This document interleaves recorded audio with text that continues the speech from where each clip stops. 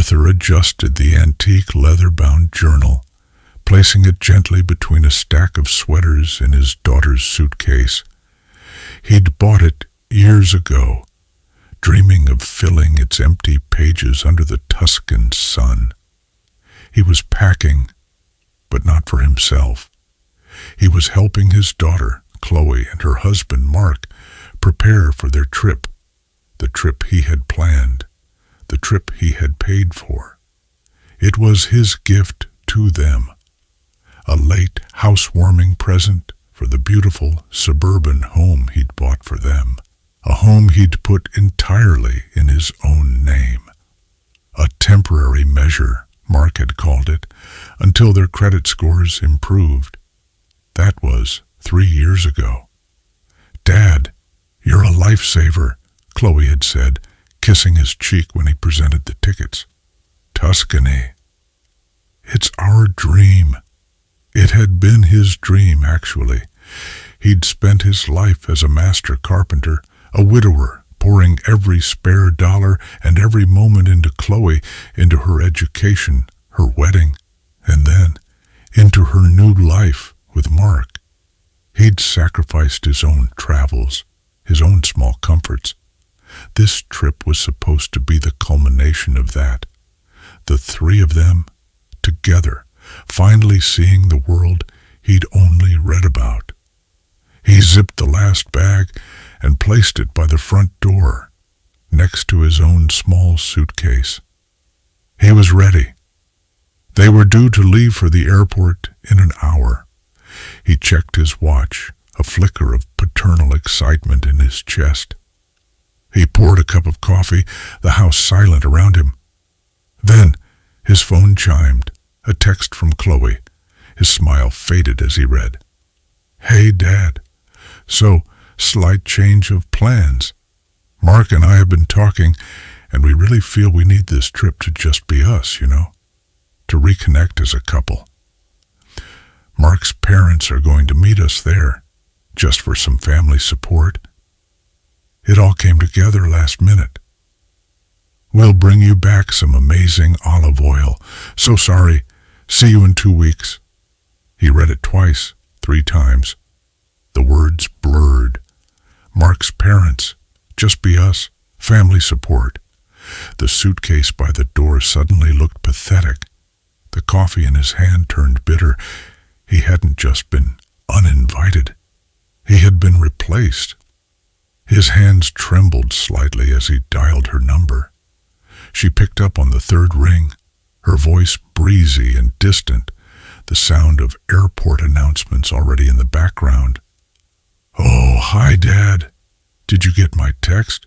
We're just about to board." "Chloe." Arthur's voice was strained, hollow. You're taking Mark's parents?"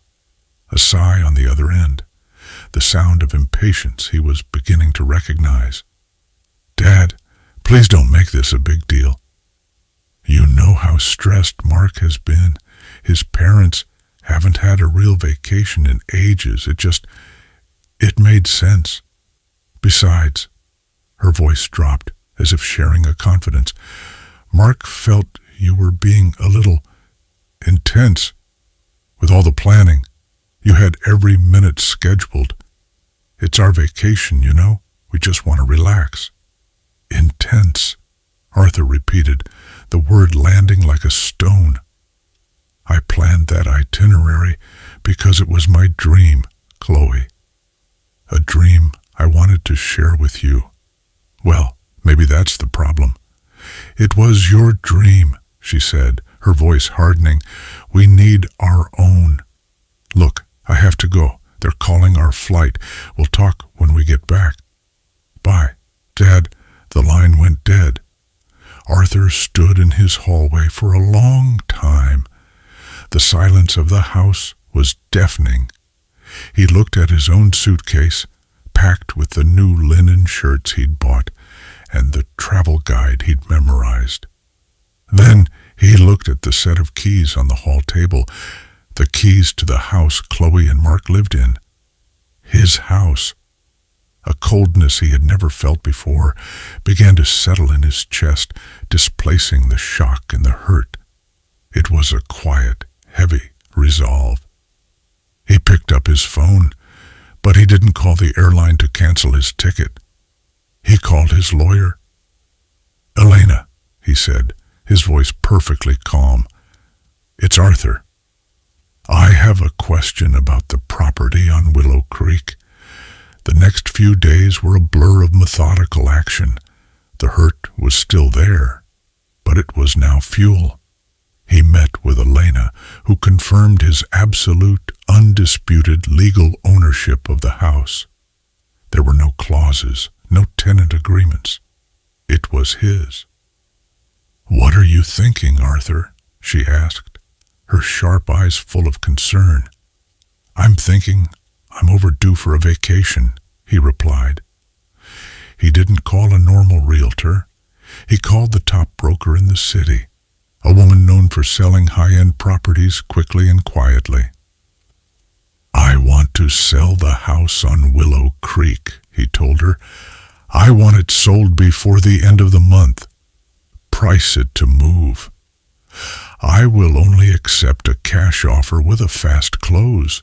The broker, sensing the urgency and the opportunity, had it listed within hours. 2 days later, Arthur's phone buzzed. It wasn't Chloe. It was a credit card alert, a charge from his joint account, the one he'd given Chloe for emergencies. He opened the banking app. The charge, €7,000. A high-end designer boutique in Florence. He scrolled. €900 at a Michelin star restaurant he recognized from the itinerary he had built. €1,500 for a private wine tasting tour. They weren't just on vacation. They were living his dream on his dime after casting him aside like he was nothing. The last flicker of doubt vanished. He made another call. "Dave's Moving and Storage?" "Yes, I need a team tomorrow morning. I need a full house packed and moved to your most secure, climate-controlled storage unit. The address is 124 Willow Creek." "Yes, I'm the owner. I have the keys." The next morning, Arthur stood in the empty living room, the echo of the movers' footsteps fading. He watched as they carefully wrapped the oversized sofa he'd bought them, the 80-inch television, the expensive kitchen appliances. He walked through the master bedroom, past the walk-in closet, overflowing with clothes he had, in one way or another, paid for. He felt nothing. It was just inventory. By noon, the house was empty. It was just a shell, a property. He handed the keys to the cleaning crew he'd hired. "Make it spotless," he instructed. That afternoon, his broker called. "We have 3 cash offers, Arthur. All over asking. One is from a doctor's family relocating, and they want to close in 5 days. They'll sign all contingencies." "Take it," Arthur said. "Send me the papers." He spent the evening not in his lonely house, but online. He wasn't looking at Tuscany. He was booking a one-way first-class ticket to Santorini, a place he had always wanted to see, a place that had never been on Chloe's radar. He signed the final closing documents digitally from a sun-drenched taverna overlooking the deep blue of the Aegean Sea. The wire transfer confirmation hit his account an hour later. He ordered another glass of wine and finally, for the first time in his life, opened his own leather journal. 2 weeks later, Arthur, tanned and rested, parked his car across the street from the house on Willow Creek. He'd timed his arrival perfectly. He sipped a bottle of water and waited. Within 10 minutes, a taxi pulled up, Mark and Chloe emerged, loud and laughing, laden with designer shopping bags and oversized suitcases. They looked happy, entitled. They walked up the pathway, Mark fumbling for his keys.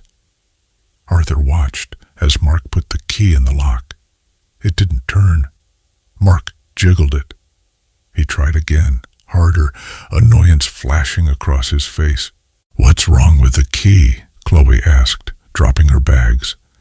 Mark banged on the door. "Stupid lock must be jammed." The door opened. A woman Arthur didn't know, holding a toddler on her hip, stood in the doorway. "Can I help you?" she asked, her voice polite but firm. Mark scoffed. "Who are you?" "Get out of our house." The woman's eyes narrowed. "I'm sorry. I think you're mistaken. This is our house. We closed last week." Chloe's laughter died. Her tan face went pale. "What? That's impossible. We live here. Dad, where's our dad?" As if on cue, Arthur got out of his car and walked calmly across the street. "Dad!" Chloe shrieked, her voice cracking. "What is going on?" "Who are these people? Tell them to get out of our house." Arthur stopped on the sidewalk, his expression unreadable. "I can't do that, Chloe." "What do you mean you can't?" Mark stepped forward, his face red. "Tell them, Arthur. Or I'll call the police." "Go ahead," Arthur said quietly. "They'll confirm what this nice woman is telling you. The house was sold. The new owners, the Patia family, moved in 4 days ago." Chloe looked from Arthur to the woman, comprehension and horror dawning on her face. You sold it? You sold our house?" "No," Arthur said, his voice clear and steady in the quiet suburban street. "I sold my house. The one I bought, the one you were living in." "But our things," Chloe cried, genuine panic in her voice. "Our furniture, our clothes." "Are perfectly safe," Arthur said. He reached into his jacket pocket and pulled out a single key attached to a plastic tag. He held it out to Mark. "Secure storage on Maple Avenue, Unit 14B. Everything is there, carefully packed. The first month is paid. After that, it's your responsibility." Mark just stared at the key, sputtering. You can't do this. This is illegal. We'll sue you. We'll tell everyone you've gone senile. We'll get power of attorney." Arthur almost smiled. It was a sad, tired expression. "You can try, Mark. But I've already met with Elena. My will, my trust, and my power of attorney are all newly revised and ironclad. And as for suing, on what grounds? For selling my own property? The property you were living in while you sent me texts about needing space." The fight drained out of Chloe, replaced by a desperate, childish plea. "But Dad, where will we go? What are we supposed to do?"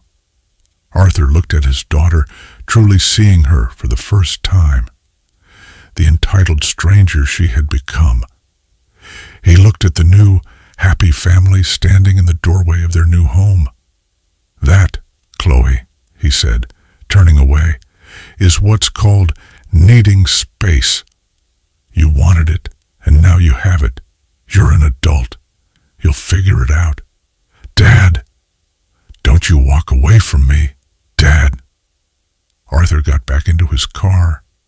He didn't look back as the shouting continued, as the new neighbors quietly closed their door, as the reality of their situation crashed down on his daughter and son-in-law. He started the engine, put the car in drive, and pulled away from the curb. He had a flight to catch in the morning. He'd decided he quite liked Greece. He was thinking he might even buy a small villa, a place just for him.